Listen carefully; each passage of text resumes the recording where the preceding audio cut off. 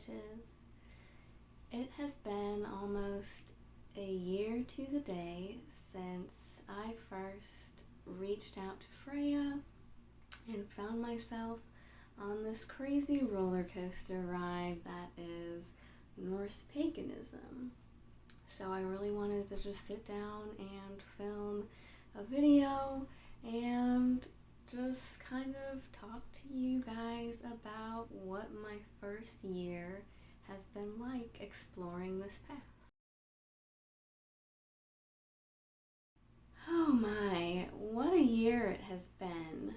So I first decided to jump into just being a full-blown witch toward the end of whatever the hell 2020 was. It had kind of been building within me that entire year, what with just being stuck at home most of the time, and we couldn't even like the state parks and the campgrounds were closed, so we couldn't even go camping or go outdoors that way. But I at least, had my own backyard, my own little patch of earth, and the nearby park that I could kind of go to and walk around on days when I could step away from work or what have you.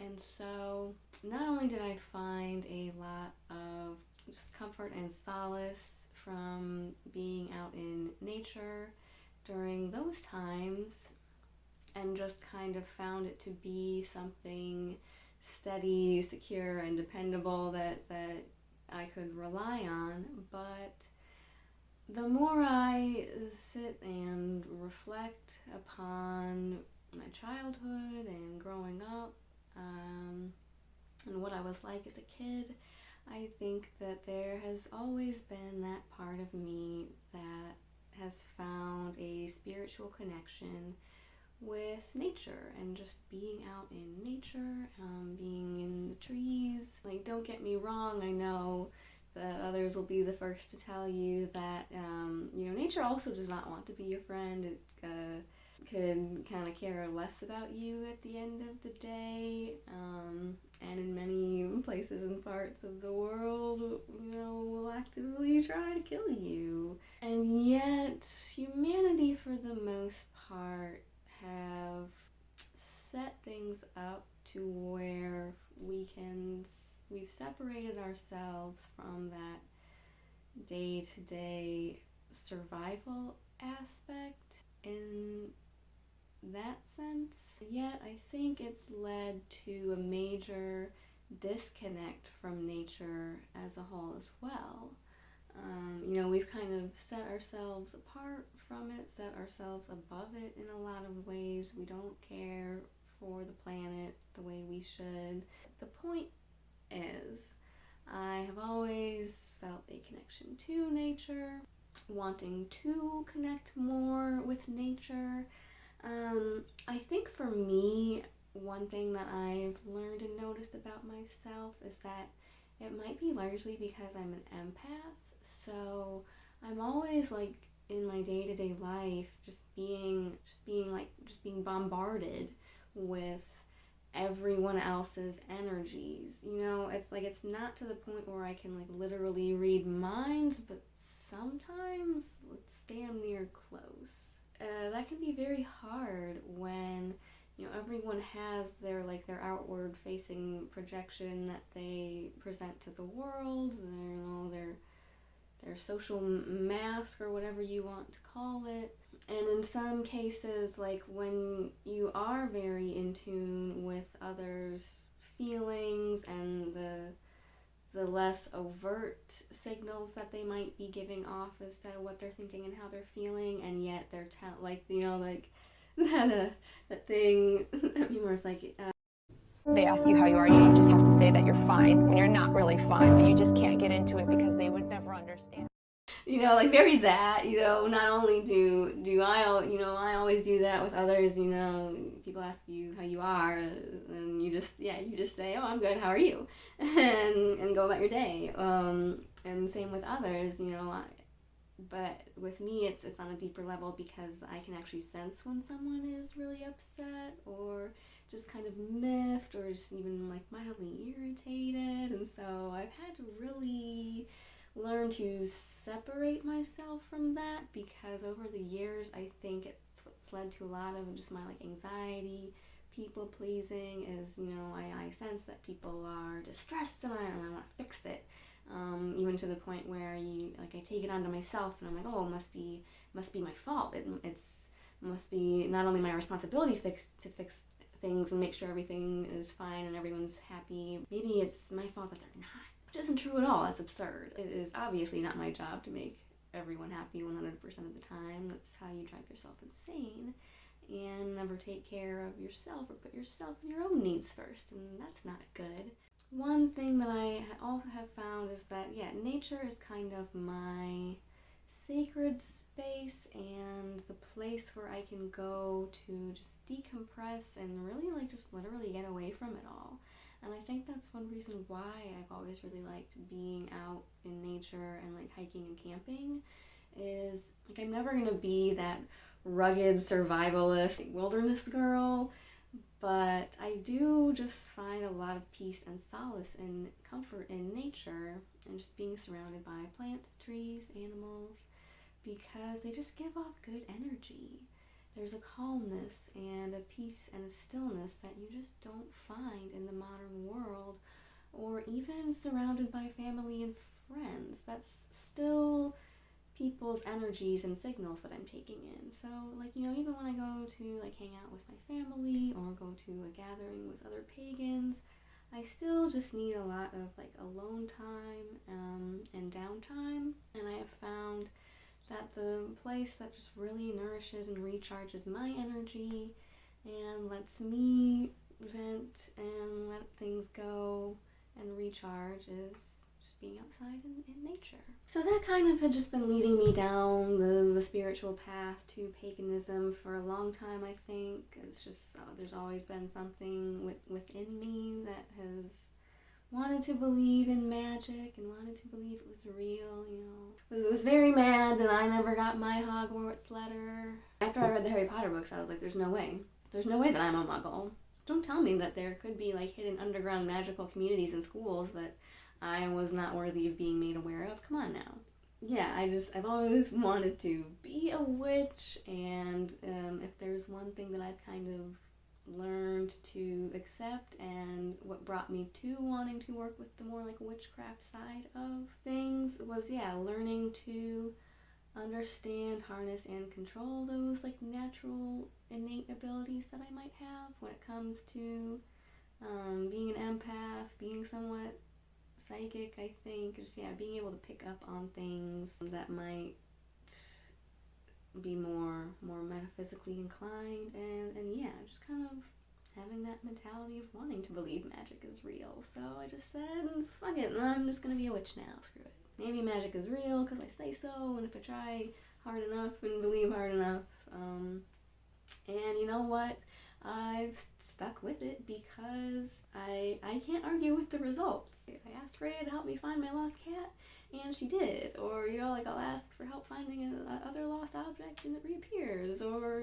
just with extra luck getting through something. And, I don't know. I can't argue with the results, which is why I've stuck with it and just wanted to strengthen that bond and relationship that I forged with Freyja about a year ago. And honestly, since then, I haven't really asked for much because she gave me so much up front without me having known her or done anything for her at all.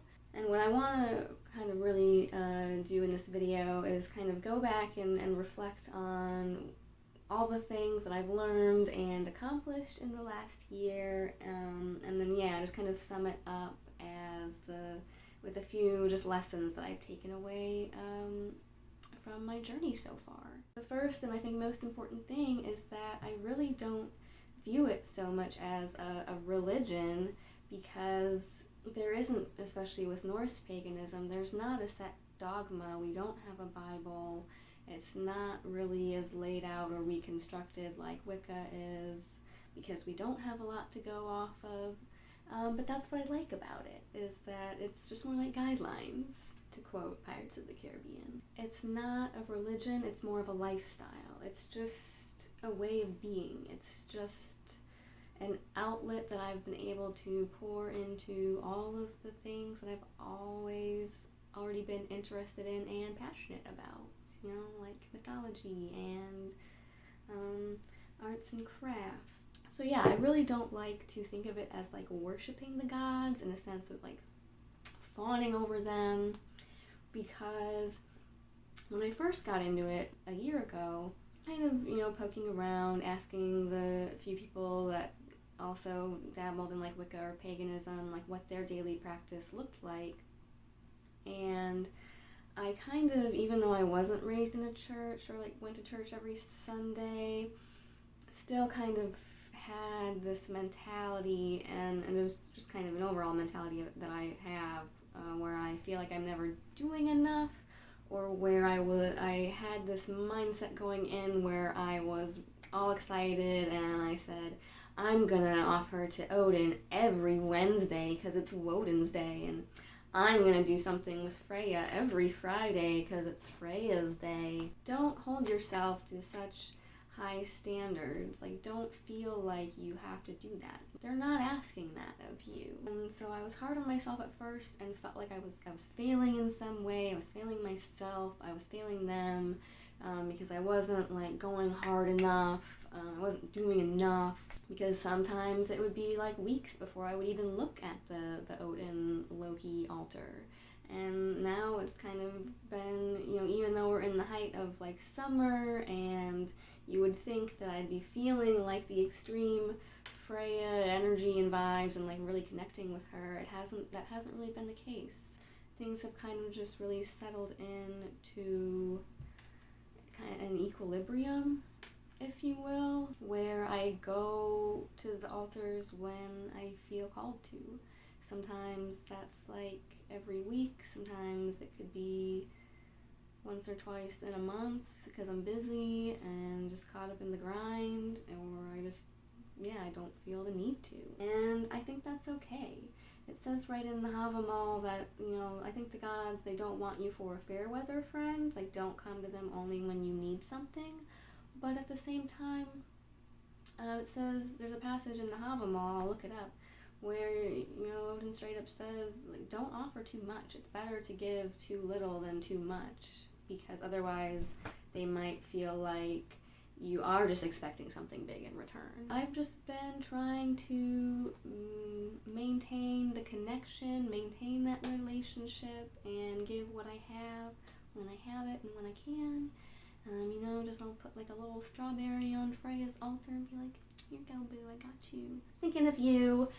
Just things like that. I still kind of, you know, try to do the thing, like when I'm driving in my car, where I'll just chit-chat in my head and kind of portray it, where instead of like having a one-sided anxious convo with myself, I'll act like I'm talking to Freyja, kind of like she's like an older sister who I can chit-chat with, who will just kind of be like, yes, you go girl, and support you and give you advice, but also kind of tell you when you're like not on your game, or not holding yourself accountable in ways that you said you would. There is a reverence, there's an honor there. I want to live my life in a way that does honor the gods, but it's a mutual exchange. I view it much more as like a mentor-mentee relationship. I view Freyja as a role model of energies and traits that I want to embody in myself, because I have always been that shy, quiet, people-pleasing girl who's been afraid to show her true colors and just be her wild, weird, wacky self and be like, yeah, hey, like, I'm Amy, I'm a crazy cat girl, I like makeup and witchcraft and the occult and all kinds of weird, crazy shit. Deal with it. No, that was never me growing up. Like, this was never me. Like, this was the me that I wish I'd had the balls to be. Yeah, I wanted to make friends. I moved around a lot. I was always the new kid. So I just kind of wanted to learn to fit in and to adapt. So I would kind of move somewhere and sit back and take it all in and be like, okay, how do these people dress? What are they into? Like, what do I have, like, basically, what do I have to do to be liked? What do I have to do to get you to like me? Because I was always myself, you know, I was always, like, the weird, like, shy anime girl and whatnot, but at the same time, yeah, I don't know, I wish I had just kind of had the guts to put more of myself out there. There you go. That's kind of what more I'm looking for. Because I did have, you know, a lot of really good friends, a really nice, like, close circle of friends that I met when I moved here that I still treasure to this day.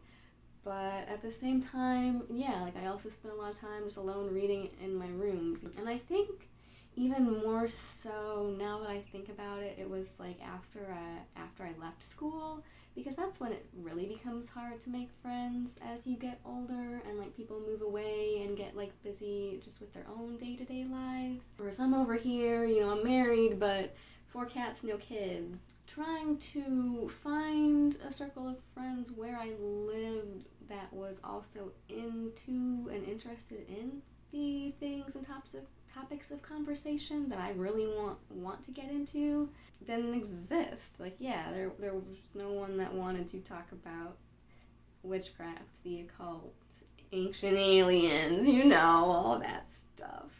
I was thinking to myself as I was, like, kind of getting all dolled up to do this video, I put on this, like, magenta purple lipstick, and I was thinking to myself, not once have I ever actually had the wherewithal to wear this lipstick out in public. This is the first and only time I've actually worn it, and even then I was like, is that too much? Should I put something else on? Is this too much? But you know what?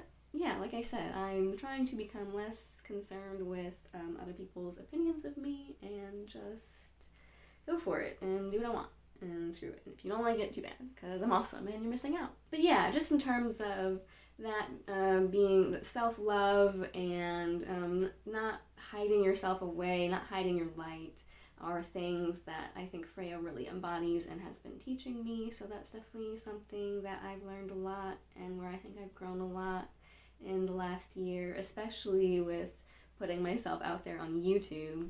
Hello. So that's definitely one thing that I'm proud of and that I think I have accomplished, and where the whole paganism thing I think has really helped me. Dealing with social anxiety, leaving my comfort zone a lot, because luckily I was able to then find a really great online community of pagans that, you know, we can just chit chat with and just have, yeah, like a support community where you can bounce ideas off of. Or it's just so great feeling like I finally found my people and, like, found my tribe, because you can go and say to someone like, man, I went for a walk in the woods earlier and this tree was just, like, giving off really weird energy and no one thinks you're crazy. I want to see this tree. Or yeah, something like that happened to me once, you know? It's just nice to have that affirmation that it's not all in my head. It's just been a really great creative outlet for me. I think one thing that really led to a lot of my anxiety issues over the last, like, 5-10 years or so was just because I got caught up in the grind, like the work grind, where anything that I had to do after work just felt like more work, even hobbies. And so I didn't really pursue anything creative, even though that's what I've always wanted to do. I've always wanted to just be an artist and a writer and draw and paint and all those fun things, and I wasn't doing any of that. So I think it's a way in which I can kind of reach a meditative state of mind, or just where I'm not always thinking about something or brain racing a mile a minute. Having something creative to focus on is just a good outlet for your energies, something to focus on for a while. And so yeah, it's just nice to have a creative outlet and something to inspire me again, because it's been a long time. I've just been doing a lot of arts and crafts projects, aside from thinking about ideas for things to put up on YouTube. That's been something really fun for me as well, in terms of, yeah, just coming out of my shell, putting myself out there and leaving comfort zones too. And as well as just, like, leaving my house in general and traveling to parts of the country that I've never been to, and to attend pagan gatherings and worship with people.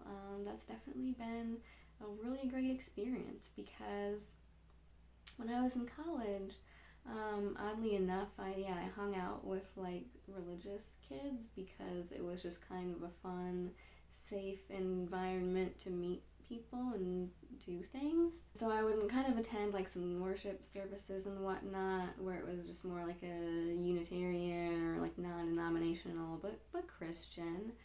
And I would feel the energy and the power in the room when hundreds of voices were all singing the same song, and just the power of all of those human minds and consciousnesses and wills all focused on one thing at one time. There's an energy and a power to that, and I think that is kind of where like the power of prayer and the power of spells comes from. It is in large part just our own belief and our concentrated and directed will. Starhawk says in Spiral Dance that magic is the art of changing consciousness at will. So I felt that energy, but I didn't feel like it was going anywhere, if you catch my drift. I didn't feel any response coming back, you know? Like the people were singing, but I didn't really get much of a sense that anyone was home or anyone was listening. I think that's where the communal part of paganism does come in, because for the most part, and what I'd really like to do in the coming year is develop more of my solitary practice, now that I've kind of met people to bounce ideas off of and get some tips and techniques for my own practice. But yeah, there is something to be said from being able to gather with people and worship the old gods in harmony and just raise that power and that energy. I definitely plan to do a lot more of that in the coming year as well. I've kind of just started wondering, the more I think about it, I'm like, am I really that much of an introvert, or am I just tired of being surrounded by like negative people and their bullshit energy all the time? Speaking of leaving my comfort zone and putting myself out there, at the Midsummer Gathering, which I had a brief video that I did just with some of the footage I took in the moment, I didn't really want to film a lot of like the rituals themselves or anything. I feel like there are parts of it that still need to remain sacred, and it's just fair to the other participants. Like, not everyone wants their words or their face on camera for the entire world to see, and that is totally fair.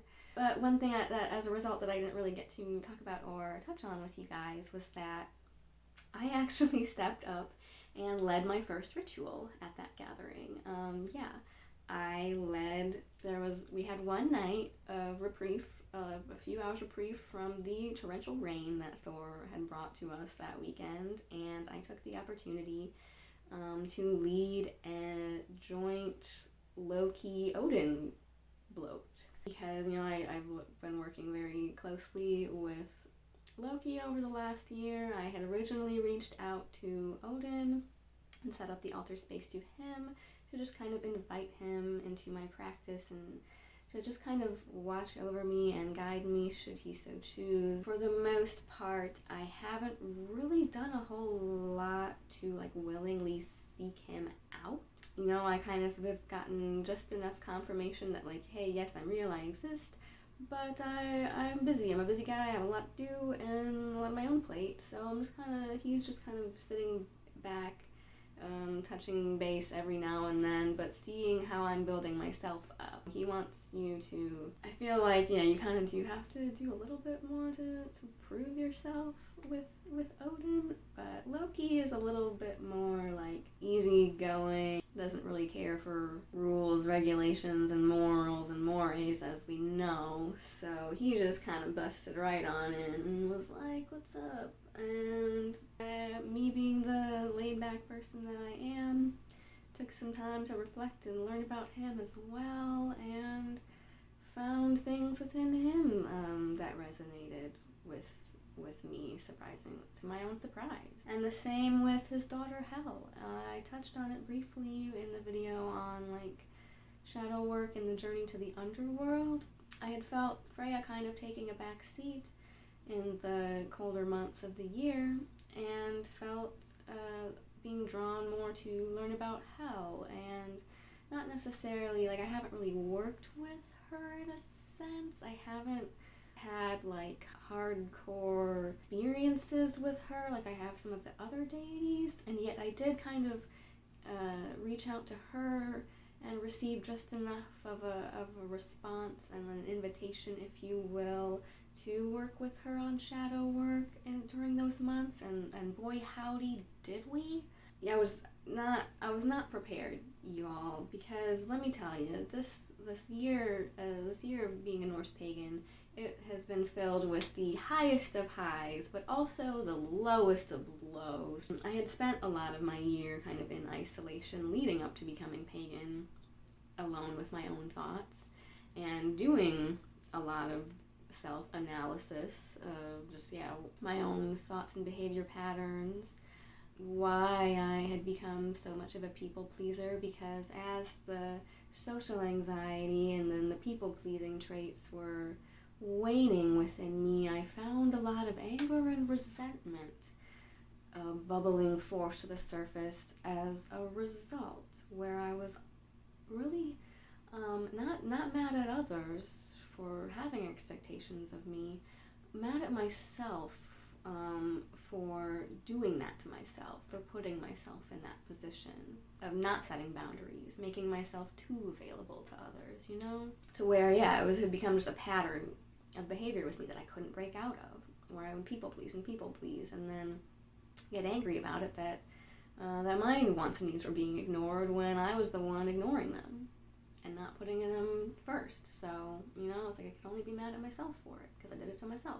Congrats, you played yourself. I think I just did a lot of work on myself, to be honest. And if there's one thing I think I have learned and taken away from it, because I had always kind of been told growing up, or gotten a sense growing up, that I was very emotional, over-emotional, highly sensitive, like very shy, sensitive kid, cried easily, and just was always very concerned about the feelings of others as a result. So I think as a result, I felt like I had to learn to repress those things, just tamp it down. Tamp the emotions down. Don't go to anyone with your problems, or don't tell anyone if you're hurt or upset, because I'm too over the top, I'm over dramatic, I'm too much. So I feel things very intensely, very deeply. I think get very attached very quickly to thoughts, ideas, or people as a result. And so I felt like I kind of swung too far in the other direction as a result, and prided myself on, I'm just always going to be super emotionally stable, on the surface at least. I felt like being an emotionally regulated person meant not allowing myself to feel those things at all, rather than allowing yourself to feel and process the emotions like anger or hurt or betrayal or sadness. I felt like, to me, it was just dealing with it all internally, turning it all inward, and never expressing it to others. That was being in control. And so as a result, I think I repressed a lot of my own needs and emotions for many years. So now I had felt myself kind of dealing with a lot of undirected, pent-up anger and rage, not only with myself in my own life, but just like the state of the world in general, and just having a lot of anger and despair at things happening around the globe that I felt powerless to do anything to change or help. For me, magic and witchcraft became an outlet for those, and a way, and working with hell for shadow work became a way of really getting back in touch and in tune with myself, my true self, and my wants and my needs, and learning to love myself for who I really am and put myself first. And just leaving my comfort zone and putting that real, authentic self out there. I'm working with Freyja and Hel to rediscover my authentic self and learn to put that self out there more. I think the biggest way in which I've grown and learned over this last year, and in which I hope to do so much more in the future, because I've done, like a lot of arts and crafts projects, like made some candles and done a few little spells here and there, but I definitely want to get a lot more into it, a lot more into the witchcraft of it, side of it all, now that I've kind of formed a good, I think, basis of like foundational principles and practices, if you will. That being said, I think when I say that it's like a lifestyle instead of a religion, one of the examples that I think of is just, like living my day-to-day life in a way that is harmonious with the gods that I want to be closer to. So when I take some time when I'm home during my lunch break to play with a cat toy with my cats, I feel like that's something that's also in devotion to Freyja. Or if I go feed the birds, or tend plants in my garden, or pick up litter, or just care for the earth, that's also an act of devotion to them. Reading a book for or about the gods is spending time for Odin in a way. I think paganism is just a lot about learning to practice mindfulness, just being present in the moment. And I think for people who might have come to paganism from a Buddhist path, there's a lot that you can draw on to bring into, I think, especially when it comes to like looking for signs from deity or from the universe or what have you. It's if you want to find those, it's just a lot about training your mind to practice mindfulness, being present, to just take in everything around you where you are in the moment.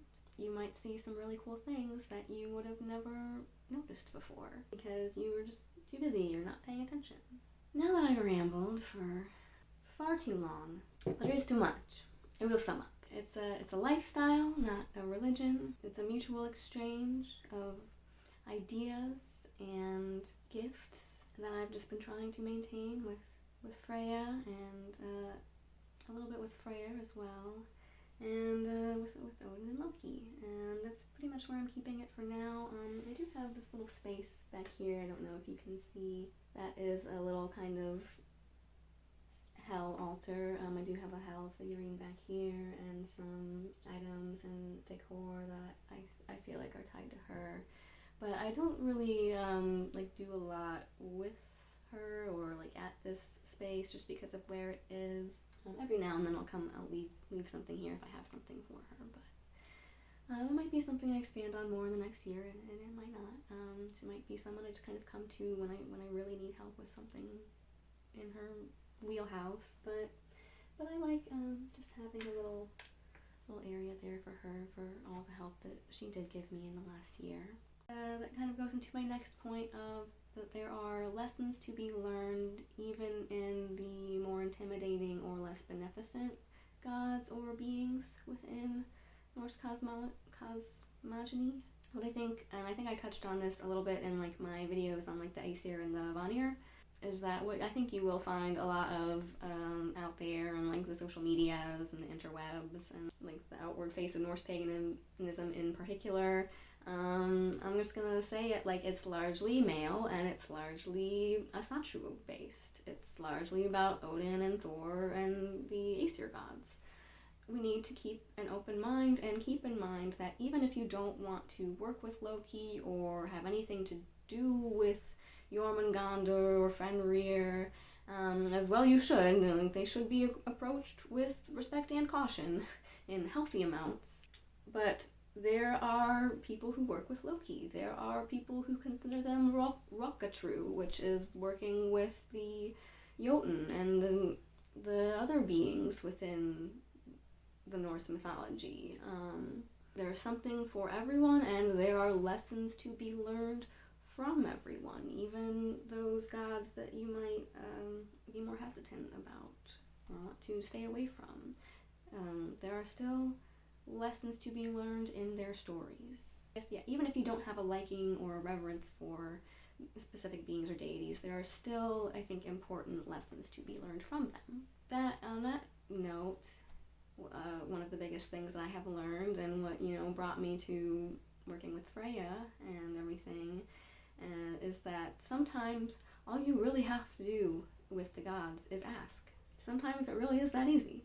There's that old adage of like God helps those that help themselves, and I think it's kind of been used and abused and beaten to death at this point. But I think with a lot of these gods in particular, they do like those that help themselves, and so you have to expend all of your own resources, try yourself to fix your own problems and get out of your own mess, but when you have exhausted all resources and you have nowhere else to turn, sometimes all you have to do is ask. Don't be afraid to make yourself vulnerable. And if there's one thing Freyja has taught me, it's that making yourself vulnerable, opening yourself up both to others and to the gods, going to them with your problems and just confessing that you don't have the strength to take this on in this moment right now, that takes strength.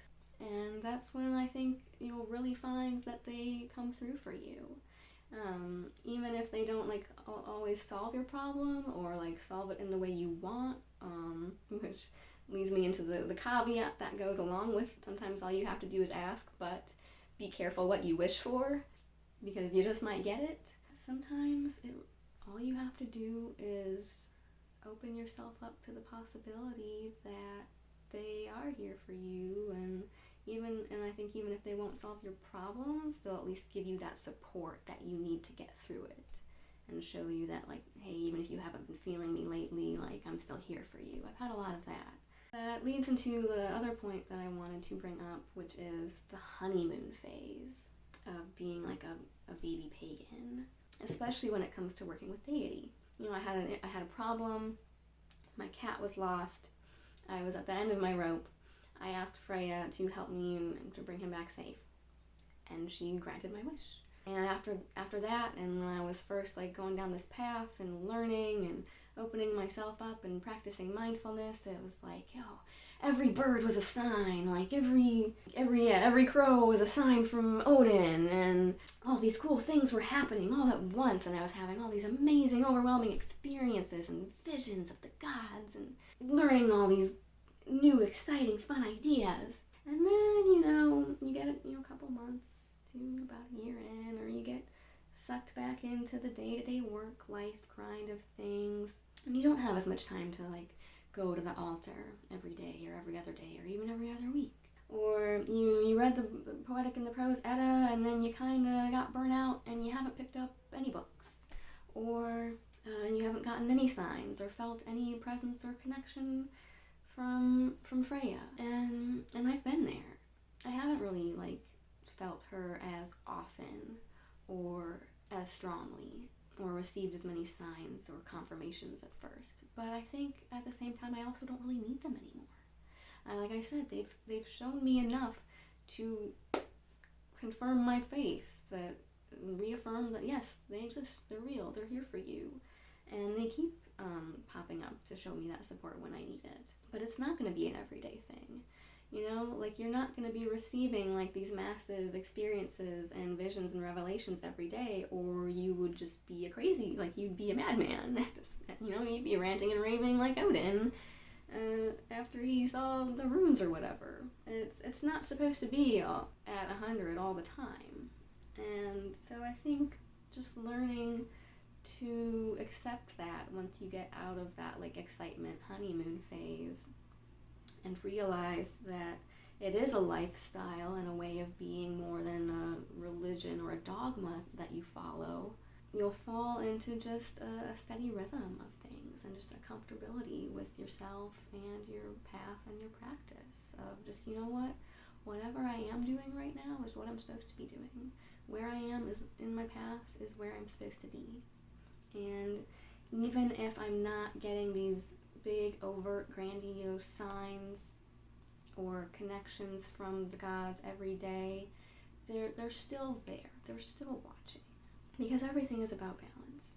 We need the work-life balance, And we need a balance between being a pagan and being a person living in the modern world with a 9-to-5 day job, you know?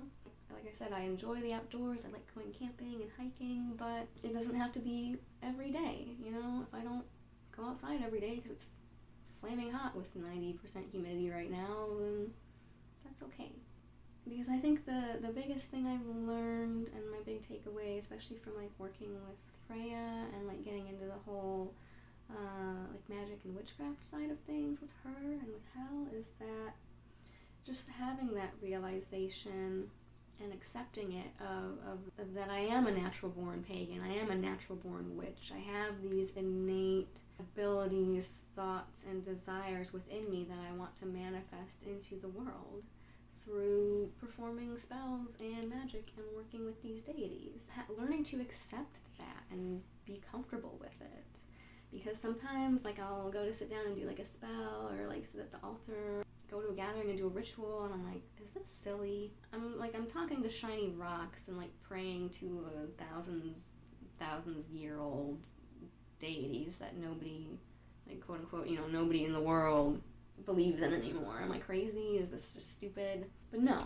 The first and foremost thing you have to accept, I think, especially if you want to start dealing with, like, magic, but I think also just in terms of having, like, magical thinking that it takes to accept that there's a spirituality in nature and that there is a magic to it, and that also leads you into, like, finding connections with the gods through nature. You have to step up and claim it for yourself. There are people that are kind of like if you're waiting for the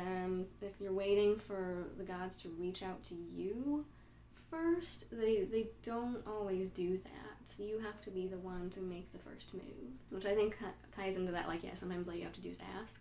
I think Freyja has been watching over me my entire life. I just didn't know that she was there or, like, what to call her.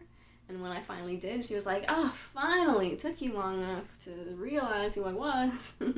It's just a matter of knowing who to reach out to and feeling comfortable and powerful enough to do that. I can read all the books that I want. I can go consult all the spiritual gurus from every walk of life that I want and ask them to teach me their ways, to teach me the old ways, to teach me heathenry, to teach me witchcraft, to teach me the runes. But at the end of the day, you have to step into your own power. No one's going to hand it to you. Even Freyja, like, even the gods, they're not just going to hand that to you on a silver platter and be like, oh yeah, you're an all-powerful witch now. Yep, here you go. Yep, you get to claim the title. We give it to you. You're worthy. You have to know you're worthy. Then you get to pick up the meow meow. If you know that you're worthy and that, like, you are an all-powerful, badass, natural-born witch, and that no one can tell you otherwise, then you are. And you're ready. No one else can tell you that. No one, like, you can seek that validation from others all you want, but if you're constantly seeking it elsewhere, you're never going to just have it for yourself. You're always going to be seeking it from other people or outside sources. You have to step into your own power and claim it. No one's going to do it for you. So I think that's the biggest thing that I learned. After a lifetime of being, shy, awkward people pleaser, I'm just like, afraid that someone's not going to like me if I express a different opinion from them. I think all the gods want from us at the end of the day is to find the best version of ourselves, our most authentic selves, and just constantly be striving to be that person, whoever that person is. But yeah, I think I've rambled for more than long enough now. I think I touched on all the things that I wanted to in recapping this crazy year that I've had as being a Norse, northern, druidic, neo-pagan, whatever the hell you want to call it. It's been a wild ride. It's had its ups and downs, but I think I've grown a lot from it. I'm in a much better place than I was at the beginning than I was when I started. You know, I made that journey down to the underworld and met hell and reclaimed my shadow self, and I'm dragging it back up to the light. Come hell or high water, we're going there. Get in, loser, we're doing magic. I hope you enjoyed this long, rambling video recapping my first year as a Norse pagan. But I have many exciting and fun random things planned for October for Witchy Ween. Until next time, guys, stay classy, pagans.